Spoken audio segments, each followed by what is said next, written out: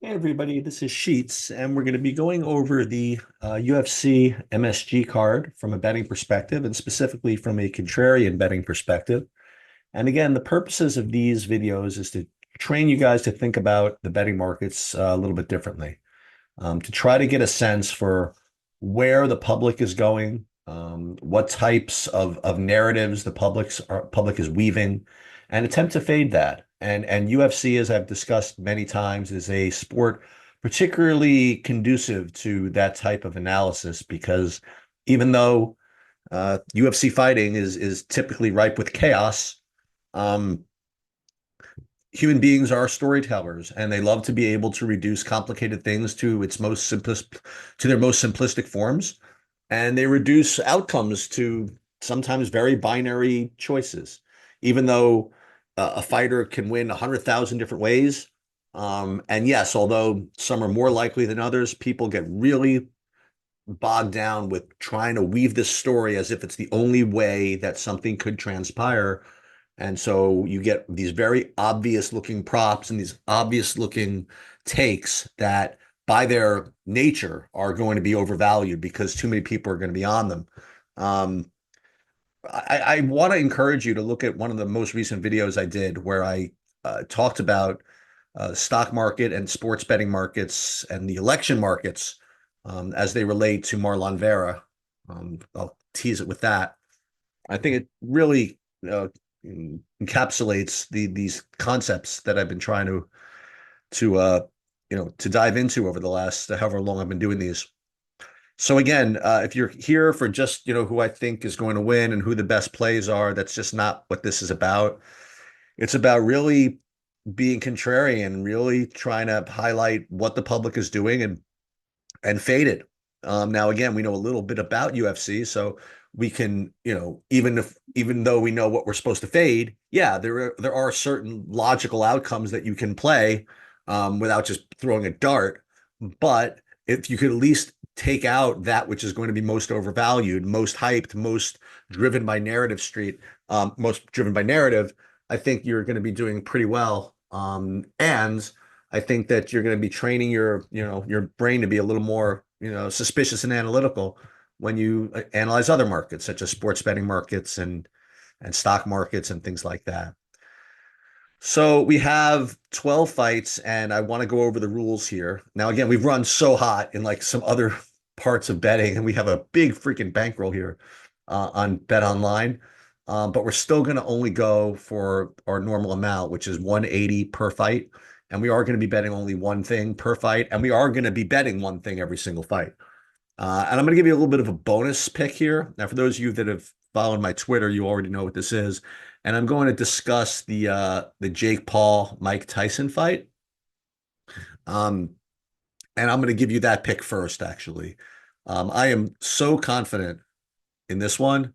It's kind of crazy. That I don't know who's going to win, but the 100% square side of this fight is uh is the Jake Paul side.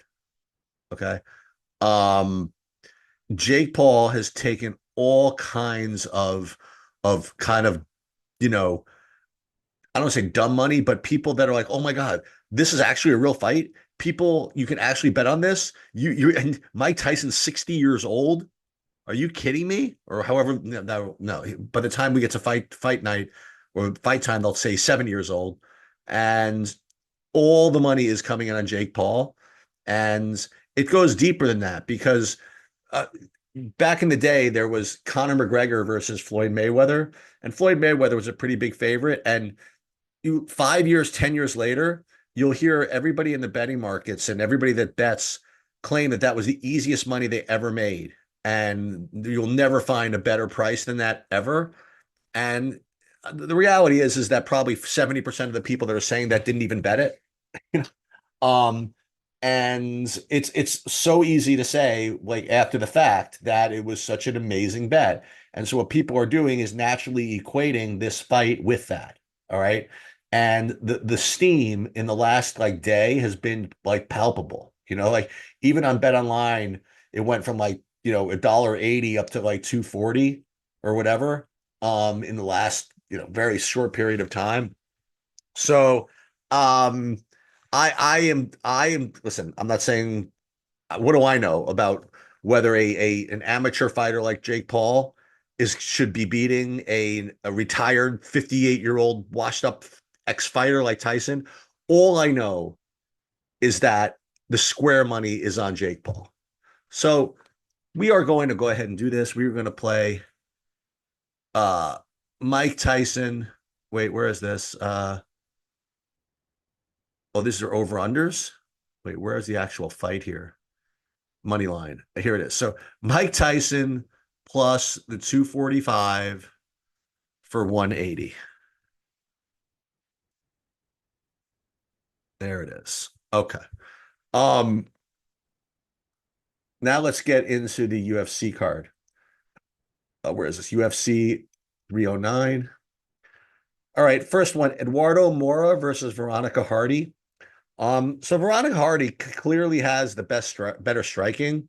But I've heard quite a bit all week about how Eduardo Mora is kind of almost like a weight bully here. She's going to be much more physical and maybe hold Veronica Hardy up against the fence. But at the end of the day, I can't really find anybody picking Mora here. At the end of the day, all we're seeing is people saying, yeah, although Veronica Hardy might be a little bit smaller here, she's just going to be able to outstrike her and pick her apart. So you could play this one of two ways. Number one, you could play the Eduardo Moro side. But the other way you can do this is take another contrarian approach, and that would be play Veronica Hardy to finish. That is something that is just not being played at all here. So that's, I think, what we're going to do. And that's going to be very contrarian. I don't think you're going to find too many people to do that. So Hardy by inside the distance, which is where? Let's see. Um, Hardy inside. No, where is this? Hardy inside the distance. There it is, plus 600. I mean, let's go.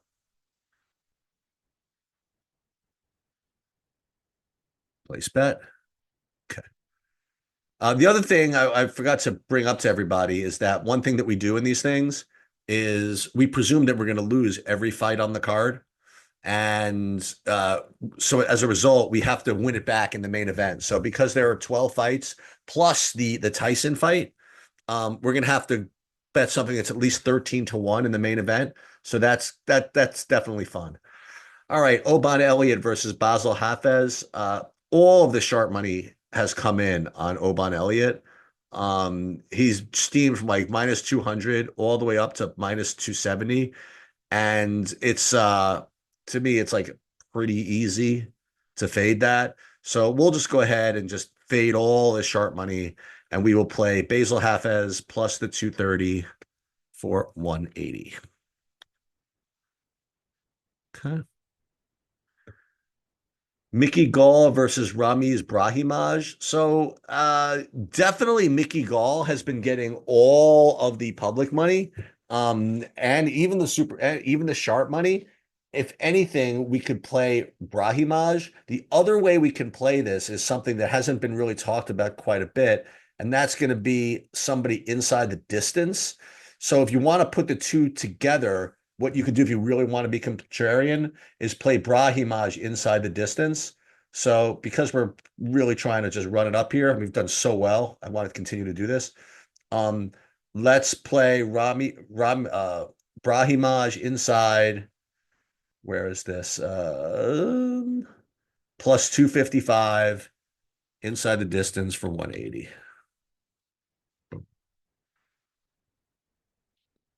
Okay, back to where is it? Back to MMA or the same card? How do we do this? Yep. Okay, Martin Tybura versus Jonata Denise. So it's a very binary fight. If Tybura gets the wrestling going, Denise has no answers because Denise did not have any answers for Carl Williams. That's the narrative, right? If Denise wins, it's going to be because he was able to keep it on the feet. He could possibly get a knockout as well. So the what you can't bet here are a couple of things. You can't bet Tybura by decision because that's conducive to kind of keeping the wrestling going. You can't bet him either by submission because that's the same thing. Again, you need to get takedowns for that, and you can't play Deniz other than by knockout. So the only things you could do is either go Deniz by decision, and that's pretty contrarian, or you could play Tybura by KO, and that is actually a pretty interesting uh, possibility. So, what do you think is going to be more? Deniz inside the distance? Excuse me, Deniz by decision or Tybura by KO? It's got to be Tybura by KO, but let's just take a look at these and see which one we're feeling because it's going to be one of those two. Um, Deniz by points is plus 575, which is even more than Tybura by KO. So we're going to do that. Deniz by points by decision plus 575 for 180. Let's go. Okay. Next, we have Roberto Romero versus David Onama. And unfortunately, it's a short notice fight, so there really hasn't been you know, a lot of talk behind this. Um, I guess people just presume that Onama is going to, is going to work him, and just, has a much better striking advantage. But I want to try something here. I have heard a little bit of rumor that Romero could have wrestling. So what that means is we could play one of several things here. Depends on where our narrative is going to be driven. If Romero does get wrestling going, one thing you could do is play Onama by decision. Okay, that's something that you can do. Just basically, Onama gets taken down, he gives up the first round, and then he just wins the next two rounds. And that's pretty good. The other thing you could do, if you're really, really feeling it, okay, is do what I do sometimes with these grapplers, these wrestlers, is presume that this guy who's undermatched goes for these takedowns. Maybe Onama has the skill set to actually get the submission himself. So, what do you think the odds are going to be between Onama by submission or Onama by decision? Let's take a look and see what these are and see which one we're feeling here because those are the two contrarian plays. So we have Onama by decision is plus 325. Oh, it's so close. Oh my God. Onama by sub is plus 300. Hmm. I don't know. Which one do we want? You know what? Let's just play him by sub. Onama by sub. Actually, he's a minus 1100 favorite. I think that if that maybe his ego will get in the way and he won't even try for subs if he can. He'll be hell bent on the knockout. We'll try it. Onama by sub plus 300 for 180. All right, Damon Jackson versus Jim Miller. All right, we have Jim Miller is a little bit older, but he does have that KO power. And Damon Jackson, he's known to be somewhat chinny. So what you really can't bet here is Jim Miller by KO. I think there's some inherent bad value in that. And you can't really bet. I mean, you could bet Damon Jackson straight up, but uh, maybe the Damon Jackson by KO makes a little bit more sense. Not it doesn't make more sense. It makes less sense, which means it's probably a decent play. The other thing you could do is play Jim Miller by decision.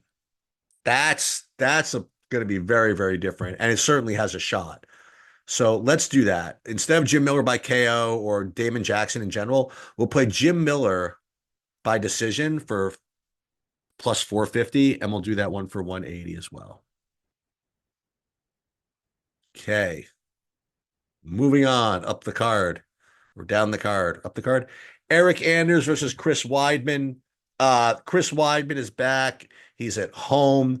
Eric at Madison Square Garden. He just showed he still has it left. He also has good takedown defense. It might be even a fixed fight for him. So you're going to give me Eric Anders inside the distance to be contrarian. And, again, the Father Time is undefeated thing. and the Chris Weidman is done thing. People are saying that going into his last fight, and all of a sudden, because he got a win over a completely washed Bruno Silva, things have changed. I don't think so. So we're gonna go Eric Anders inside the distance plus the 275 for 180.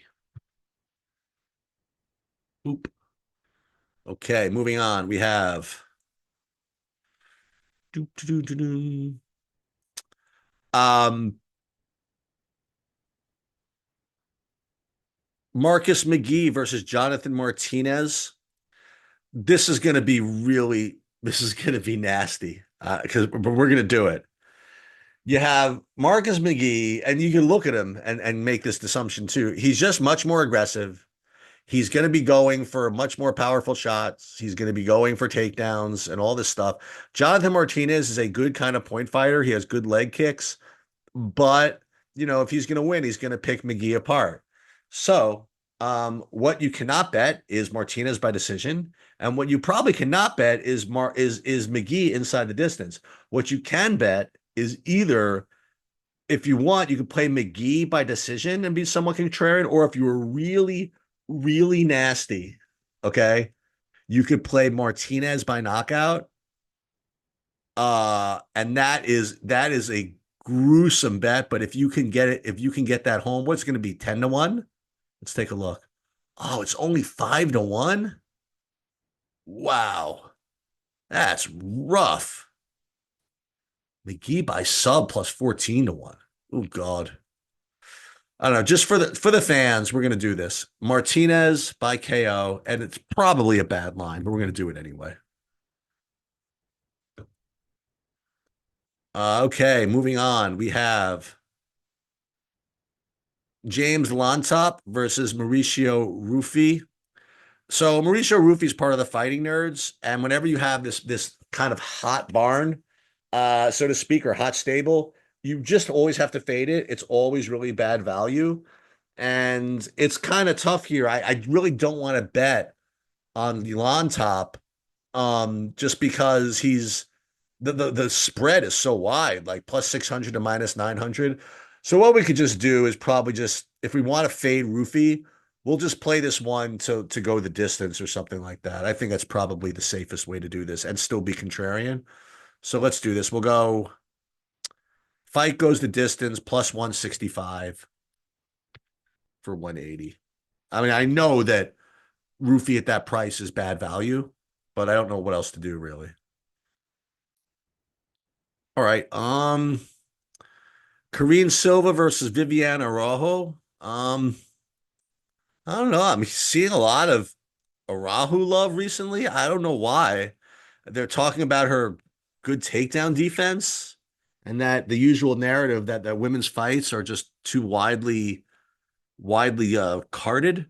So we'll just play Silva inside the distance, just nice and easy, I guess. This way, we're actually playing what I think is obvious to be contrarian in a way, because nobody really is doing this for some reason. We could also play her by sub. That's probably the easiest thing to do because that's probably how she's going to get her win. So we're going to do that. Silva by sub plus 180. And be done with that. Okay, just a couple of more, right? We have, oh no, we're actually at the three main fights actually. All right, Paul Craig versus Bo Nickel. Now this is in a weird way pretty strange. Um, Paul Craig by sub, if you follow this, is probably a very square play. Because what we're hearing pretty much all week is that Paul Craig, he's the king of these meme subs. He subbed who's it, Sarukian, and he subbed Jamal Hill, right? Um, and so we are hearing these possibilities. If he wins, it's going to be by sub. So that's kind of off the table. If you really, really wanted to be contrarian,